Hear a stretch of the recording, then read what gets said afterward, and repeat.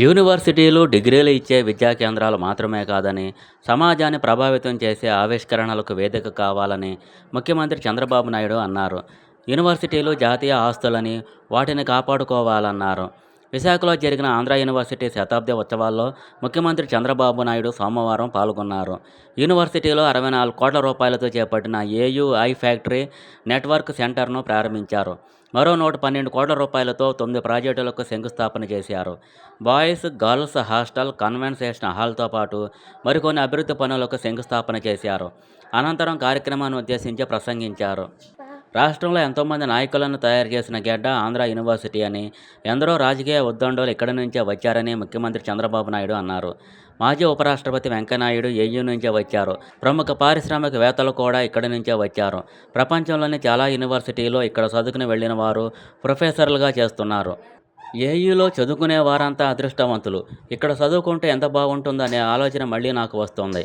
ఈ యూనివర్సిటీ భావితరాల నాయకులను తయారు చేయాల్సి ఉంటుంది. ఉపకులపతికి లక్ష్యం నిర్దేశిస్తున్నాం. ఏయూ దేశంలోని యూనివర్సిటీల్లో టాప్ 5 జాబితాలో ఉండాలనేది నా ఆకాంక్ష.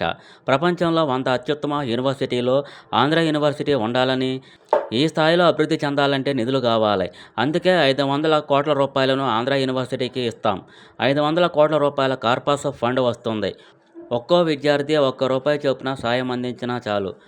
ఏయూ పూర్వ విద్యార్థులు తలుచుకుంటే ఏదైనా సాధ్యమే అవుతుంది. ఏయూ 100 ఏళ్ల చరిత్ర రోజున చెబుతున్నా, రాబోయే 100 ఏళ్లలో ఏయూ మరో చరిత్ర సృష్టిస్తుంది. బెస్ట్ బ్రాండ్ క్రియేట్ చేస్తుందని సీఎం చంద్రబాబు నాయుడు పేర్కొన్నారు. ఆంధ్ర యూనివర్సిటీ శతాబ్ది ఉత్సవాల్లో పాల్గొనడం అదృష్టం. ఇక్కడ బంగారం లాంటి విద్యార్థులు ఉన్నారు. మంచి ప్రొఫెసర్లు ఉన్నారు. ప్రపంచంలోని నాలెడ్జ్ని ఇక్కడికి తీసుకొస్తాం. తెలుగు జాతి పునర్వైభవానికి ప్రధాని మోదీ మనకు సహకరిస్తున్నారు. వారి సంకల్పం వికసిత భారత్ 2047. మన లక్ష్యం స్వర్ణాంధ్ర 2047. 2047 నాటికి ప్రపంచంలోనే నంబర్ 1 జాతిగా తెలుగు జాతి ఉండాలనేది మా సంకల్పం.